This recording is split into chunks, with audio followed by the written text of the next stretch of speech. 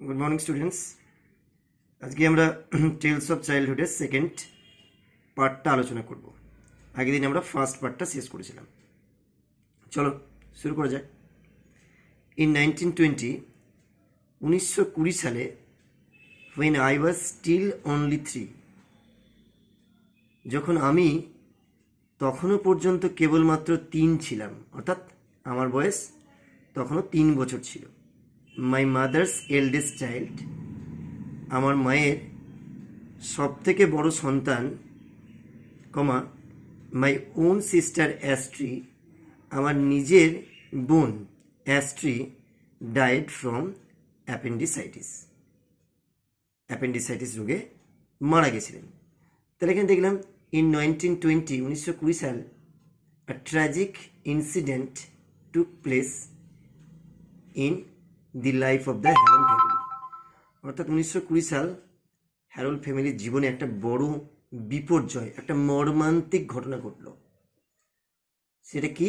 যে তার মায়ের বড় সন্তান, লেখকের দিদি, যার নাম ছিল হচ্ছে অ্যাস্ট্রি, তিনি অ্যাপেন্ডিসাইটিস রোগে মারা গেলেন। অ্যাপেন্ডিসাইটিস হচ্ছে ক্ষুদ্রান্তের একটা বর্ধিত অংশ।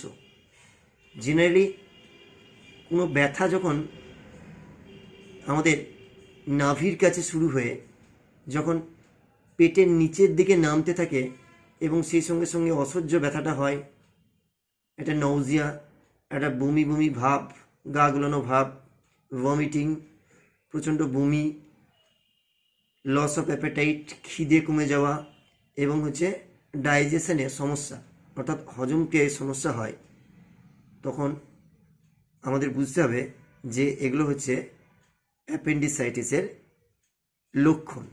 তখন আমাদের একজন ফিজিশিয়ান বা ডাক্তারের সঙ্গে কনসাল্ট করা উচিত। যখনকার কথা বলা হচ্ছে 1920 সাল, সেই সময় মেডিকেল সায়েন্স বা চিকিৎসা বিজ্ঞান কিন্তু আজকের মতো এত উন্নত ছিল না।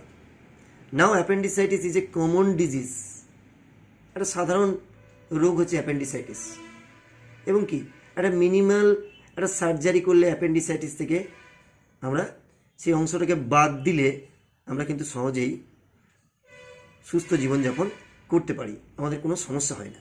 কিন্তু যখনকার কথা বলা হচ্ছে, সেই সময় চিকিৎসা বিজ্ঞান কিন্তু এতখানি উন্নত ছিল না। বহু মানুষ অ্যাপেন্ডিসাইটিস রোগে মারা যেত। She was 7 years old when she died. তিনি ছিলেন মাত্র 7 বছর যখন তিনি মারা যান। এখান থেকে প্রশ্ন আসে যে what was the name of the author's eldest daughter, লেখকের সব থেকে বড় দিদির নাম কি ছিল? তখন তোমরা বলবে Astri was the name of the author's eldest daughter. দ্বিতীয় প্রশ্ন পড়ে how old was Astri when she died, Astri কত বছরের ছিল যখন সে মারা যায়? তো তোমরা বলবে যে Astri was 7 years old when she died, Astri মাত্র 7 বছরের ছিল যখন সে মারা যায়। Astri was far and away my father's favourite. Far and away মানে হচ্ছে অত্যন্ত, এটা একটা ইডিয়াম। তাহলে অ্যাস্ট্রি ছিল আমার বাবার অত্যন্ত প্রিয়, অর্থাৎ বাবার যে সমস্ত ছেলে মেয়ে ছিল তার মধ্যে সব থেকে তিনি কাকে বেশি ভালোবাসতেন? সব থেকে বেশি ভালোবাসতেন তার মেয়ে অ্যাস্ট্রিকে। তার মানে গাইজ এমন নয় যে তিনি অন্য সন্তান বা সন্ততি থেকে তিনি ভালোবাসছেন না, হ্যাঁ ভালোবাসেন, কিন্তু তার মধ্যেও যেন একটু বেশি ভালোবাসছেন অ্যাস্ট্রিকে। He adored her beyond measure and her sudden death left him literally speechless for days afterwards. দেখো এখানে লেখক ন্যারেট করেছেন বা বর্ণনা দিয়েছেন যে what happened after the death of Astri who was his father's very dearest, তার বাবার সব থেকে খুব প্রিয় ছিল। তো কী হলো? হি অ্যাডোরড হার বিয়ন্ড মেজার, তিনি তাকে পরিমাপের বাইরে ভালোবাসতেন। অ্যাডোর্ড মানে হচ্ছে প্রচণ্ড ভালোবাসা, লাভড ভেরি মাচ। তাহলে তিনি তাকে প্রচণ্ড ভালোবাসতেন বিয়ন্ড মেজার, যেটা কিন্তু পরিমাপের বাইরে ছিল, যে ভালোবাসাটাকে মাপা যায় না, সীমাহীন ভালোবাসতেন। বলে না একটা কথা যে বাবা লাডলি ছিলেন। অ্যান্ড হার সাডেন ডেথ, এবং তার হঠাৎ মৃত্যু বা আকস্মিক মৃত্যু, লেফট হিম, তাকে করে তুলেছিল লিটারেলি, আক্ষরিক অর্থে, স্পিচলেস। স্পিচলেস মানে বাক্যহীন, ফর ডেইজ আফটারওয়ার্ডস, এর বেশ কয়েকদিন পর পর্যন্ত। অর্থাৎ তার মেয়ে মারা যাওয়ার বেশ কয়েকদিন পর পর্যন্ত তিনি হচ্ছেন একদম চুপচাপ হয়ে গেছিলেন এবং বাক্যহীন হয়ে গেছিলেন। গাইস, ইংলিশে একটা কথা আছে, sometimes silence is better then a speech. অর্থাৎ বাংলা করলে যা দাঁড়ায় যে মাঝে মাঝে নীরবতা কথার চেয়ে বেশি ইঙ্গিত করে। আমরা দেখি যে হয়তো কোনো ব্যক্তি মারা গেছে, সেই ব্যক্তিটি সকলের প্রিয় ছিল, তখন দেখি যে কিছু মানুষ হাপুস নয়নে প্রচণ্ড কাঁদছে। আবার দেখি যে এমন কোনো ব্যক্তি আছে যে তার খুব প্রিয় ছিল বা খুব ভালোবাসতেন তাকে, তিনি কাঁদতে পারছেন না, চুপচাপ গুম হয়ে বসে আছেন, মুখ দিয়ে একটা শব্দ বেরোচ্ছেন না। তার মানে এমন নয় যে সেই ব্যক্তিটি দুঃখ পায়নি, ধরে নেবে যে সেই ব্যক্তিটি প্রচণ্ড দুঃখ পেয়েছে, এতটাই দুঃখ পেয়েছে যে সে কোনো শব্দ প্রকাশ করতে পারছে না তার মৃত্যুতে। এটা তার কাছে একটা বিরাট আঘাত, সে তার কান্না, সে তার দুঃখটা রিলিজ করতে পারছে না। মেডিকেল সায়েন্সে গাইজ কিন্তু এটা খুবই একটা কঠিন রোগ। কোনো ব্যক্তি যদি শোক পেয়ে বা দুঃখ পেয়ে যদি কাঁদতে না পারে বা সেটা প্রকাশ না করতে পারে, তাহলে সেটা কিন্তু একটা সিরিয়াস ডিজিজ হিসেবে ধরা হয়। তাহলে এখানে অ্যাস্ট্রির মৃত্যুতে ফাদার ওয়াজ পেট্রিফাইড, শোকে পাথর হয়ে গেছিল। হি ডিড নট উইপ, তিনি কাঁদতে পারেননি। হি বিকেম সাইলেন্ট, তিনি নীরব হয়ে গেছিলেন কয়েকদিন ধরে। He was so overwhelmed with grief. Overwhelmed মানে হচ্ছে একটা ইমোশনাল ব্যাপার, ওভারওয়েলমড মানে হচ্ছে তোমার হচ্ছে শোকাগ্রস্ত হওয়া, উইথ গ্রিফ, তিনি এতটাই শোকাগ্রস্ত হয়েছিলেন দ্যাট যে when he himself went down with pneumonia, এখানে দেখো নিউমোনিয়া বানানটা শুরু হচ্ছে পি দিয়ে, কিন্তু পি এর উচ্চারণটা নিউমোনিয়াতে হবে না। যেমন সুনামি, TSUNAMI, ওখানে টি এর উচ্চারণটা কিন্তু আসছে না, এস এর উচ্চারণটাই আসছে। ঠিক তেমনি এখানে নিউমোনিয়া, পয়ের উচ্চারণটা সাপ্রেস আছে। তো যখন তিনি নিউমোনিয়া রোগে আক্রান্ত হলেন, a month or so afterwards, এক মাস বা তার কয়েকদিন পর, he did not much care whether he lived or died, তিনি কিন্তু একদম পরোয়া করেননি তিনি বেঁচে থাকবেন না মারা যাবেন। অর্থাৎ Astri's death was a great blow to the father of the author. আমরা বলতে পারি যে লেখকের বাবার কাছে অ্যাস্ট্রির মৃত্যুটা ছিল একটা প্রচণ্ড বড় আঘাত। মৃত্যুতে এতটাই তিনি আঘাত পেয়েছিলেন যে তার কাছে জীবনের যে অর্থ, the very meaning of the life was lost, জীবনের যে অর্থ সেটাই তিনি হারিয়ে ফেলেছিলেন। এবং তার কাছে কি মনে হয়েছিল যে তার এখন এই পৃথিবীতে বেঁচে থাকা এবং মরে যাওয়া দুই সমান। যখন নিউমোনিয়া রোগে আক্রান্ত হলেন, তিনি কিন্তু আর জীবনের প্রতি কোনো মোহ রাখেননি। তার কাছে মনে হয়েছিল যে জীবনটা এখন মোহহীন হয়ে গেছে। পরের সঙ্গে দেখো, if they had penicillin in those days, neither appendicitis nor pneumonia would have been so much of a threat. But with no penicillin or any other magical antibiotic cure, pneumonia particularly was a very dangerous disease indeed. Here the author lamented, এখানে লেখক দুঃখ প্রকাশ করছেন যে if at that time there were penicillin or any other antibiotics, nor his father would die, nor his sister would die. লেখক দুঃখ করে বলছেন যে সেই সময়, অর্থাৎ ওই 1920-21 সাল নাগাদ, ঠিক সেই সময়টা যদি পেনিসিলিন এক প্রকারের ছত্রাক থেকে তৈরি এক প্রকারের জীবাণুনাশক একটা ওষুধ, যেটা 1928 সালে স্কটল্যান্ডের একজন সায়েন্টিস্ট আলেকজান্ডার ফ্লেমিং আবিষ্কার করেছিলেন। তো সেই সময় যদি পেনিসিলিন বা অ্যান্টিবায়োটিক্স থাকতো, তাহলে তাদের পরিবারে এত বিপর্যয় নেমে আসতো না, তার জীবনে এত সমস্যা নেমে আসতো না, এবং তার দিদি এবং তার বাবা দুজনেই মারা যেতেন না। কারণ যদি দিদি না মারা যেত তাহলে কিন্তু বাবা জীবনের প্রতি এতটা বিতৃষ্ণ হয়ে পড়তেন না, এবং বাবাও নিউমোনিয়া রোগে আক্রান্ত হতেন না এবং মারা যেতেন না।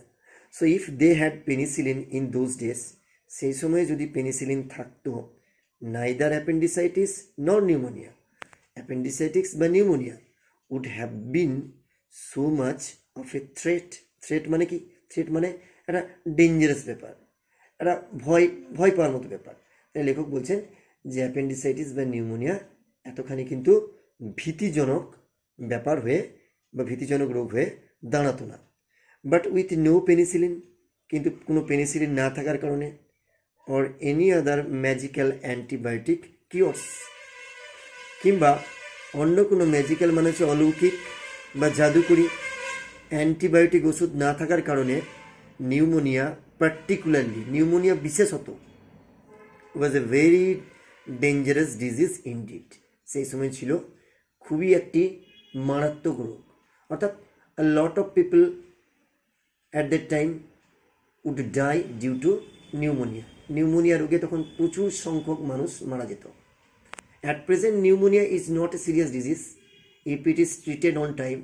যদি এখন আমরা সঠিক সময়ে নিউমোনিয়া রোগের চিকিৎসা করি তাহলে কিন্তু নিউমোনিয়া রোগটা কিন্তু জীবনদায়ী নয়, কিন্তু সেই সময় নিউমোনিয়া রোগটা জীবনদায়ী ছিল। কারণ কি? At that time there were no antibiotics. এখন তো প্রচুর অ্যান্টিবায়োটিক বেরিয়ে গেছে গাইস, সেপিক্সাইম গ্রুপের, অ্যামোক্সিসিলিন গ্রুপের, সিপ্রোফ্লক্সাসিন গ্রুপের, আরও অনেক গ্রুপে বেরিয়েছে। তো এই সমস্ত অ্যান্টিবায়োটিকগুলো কী করছে, যে ব্যাকটেরিয়া বা ভাইরাস এগুলোকে মেরে ফেলছে, এবং কোনো জায়গা হয়তো দেখা গেল যে কেটে গেল, ছিঁড়ে গেল, বা কোনো জীবাণু বা কোনো ব্যাকটেরিয়া আক্রান্ত করেছে, ভাইরাস আক্রান্ত করেছে, অ্যান্টিবায়োটিক কিন্তু সেই জায়গায় জাদুর মতো কাজ করে, এবং সেই জায়গাগুলোকে ক্ষতস্থান দিলে শুকিয়ে যায়, বা কোনো হয়তো ভাইরাল রোগ বা ব্যাকটেরিয়াল রোগে আক্রান্ত হয়েছে, তাহলে অ্যান্টিবায়োটিক দিলে কী হয়, সেই ব্যাকটেরিয়া বা ভাইরাসগুলো মারা যায় এবং সেই পেশেন্টটা সারভাইভ করে। কিন্তু সেই সময় দুঃখের ব্যাপার, কোনো পেনিসিলিনও ছিল না, কোনো অ্যান্টিবায়োটিকও ছিল না। The patient had to fight to survive, এবং পেশেন্টকে বা রুগীকে নিজেকেই লড়াই করতে হতো বেঁচে থাকার জন্য, যেহেতু কোনো ওষুধ নেই। My father refuse to fight, আমার বাবা কিন্তু লড়াই করতে প্রত্যাখ্যান করলেন। কেন প্রত্যাখ্যান করলেন? Because he lost all interest in life, কারণ জীবনের প্রতি তার যত মোহ ছিল, আকর্ষণ ছিল, সমস্ত আকর্ষণ হারিয়ে ফেলেছিলেন due to the sudden death of his beloved daughter Astri. তার সবথেকে প্রিয়তমা কন্যা অ্যাস্ট্রির মৃত্যুতে তিনি জীবনের প্রতি যত মোহ, সে আকর্ষণ, তিনি সমস্ত কিছু হারিয়েছিলেন। গাইস, জেনে রাখো যে কোনো রোগে ওষুধের থেকেও কাজ করে পেশেন্টের উইলটা, তার ইচ্ছাটা।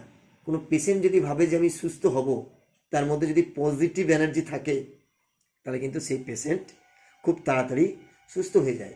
কিন্তু কোনো পেশেন্টের একটা সামান্য রোগ হয়েছে, জ্বর জ্বালা হয়েছে বা টাইফয়েড হয়েছে, হ্যাঁ, খুব সামান্য রোগ হয়েছে, টাইফয়েড এখন তো অতটা বড় ডিজিজ নয়, সেই পেশেন্ট যদি ধরেই নেয় যে আমি বোধহয় বাঁচবো না, আমার বোধহয় আমি ঠিক হব না, তাহলে কিন্তু সে ঠিক হবে না। সো যে কোনো রোগের ক্ষেত্রে, যে কোনো সমস্যার ক্ষেত্রে উইল পাওয়ার থাকা দরকার, একটা মনের জোর থাকা দরকার, যে আমি এই প্রতিকূলতাকে অতিক্রম করব।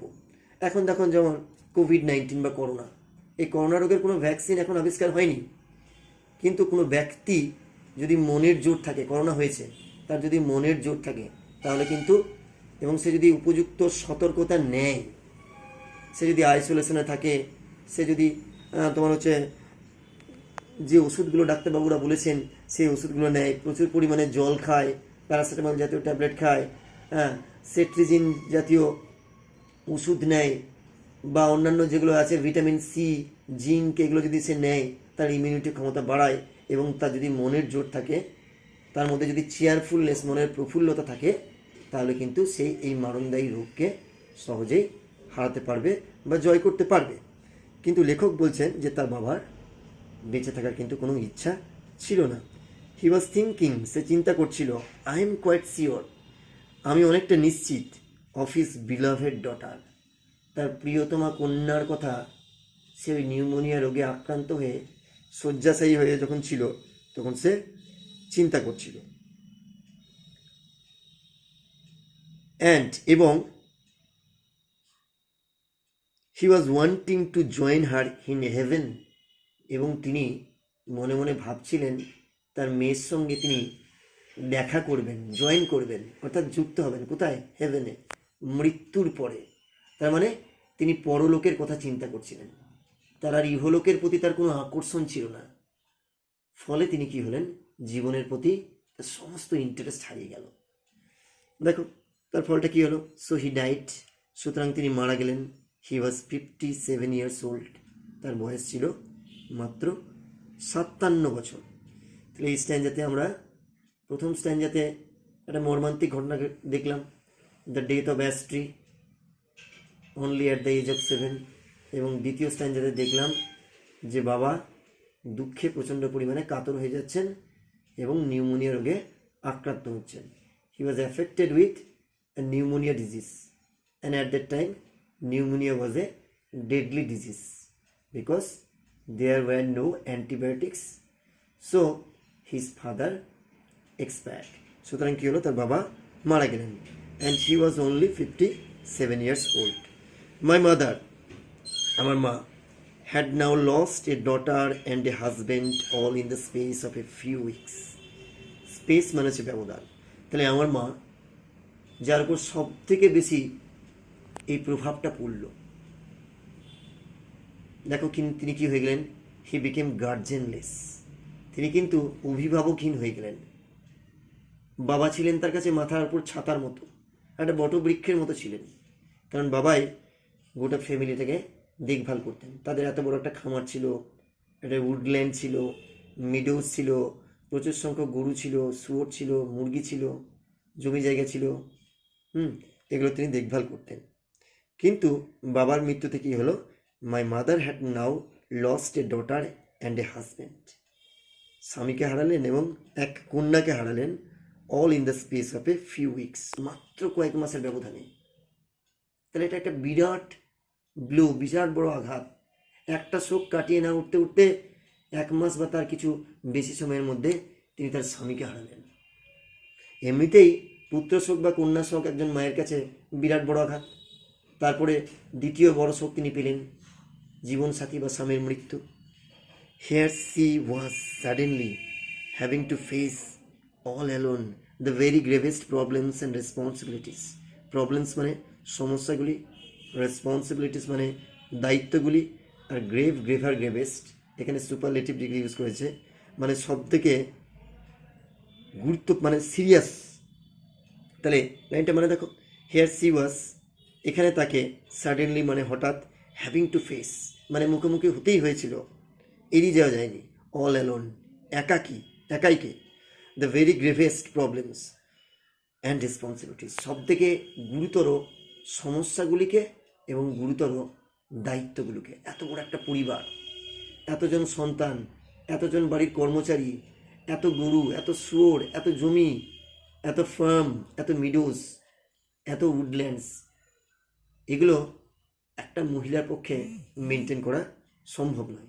বিশেষত তার সব থেকে বড় যে সন্তান, তার বয়সে যদি 7 বছর হয়, তাহলে আদার সন্তানগুলোর বয়স আরও ছোট। তাহলে এত ছোট বয়সে একজন মহিলার পক্ষে এত কিছু মেনটেন করা খুবই অসম্ভব ব্যাপার।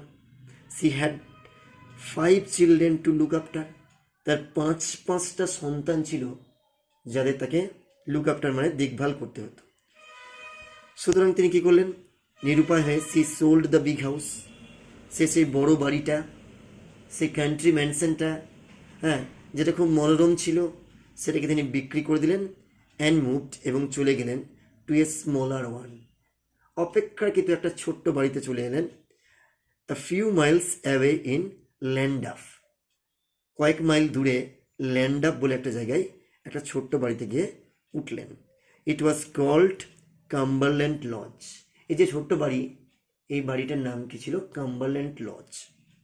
And was nothing more than a pleasant medium size suburban villa. Suburban মানে গাইস মফস্বল, মানে যেটা শহরও নয় আবার গ্রামও নয়, in between the village and the town. আর ভিলা মানে হচ্ছে বাংলো সাইজের বাড়ি। প্লিজেন্ট মানে হচ্ছে মনোরম, মিডিয়াম সাইজ মানে হচ্ছে মাঝারি মাপের। তাহলে এটা একটা মাঝারি মাপের মফস্বলের বাড়ি ছাড়া আর কিছুই ছিল না, নাথিং মোর, মানে আর কিছুই ছিল না। So it was in ল্যান্ডাফ।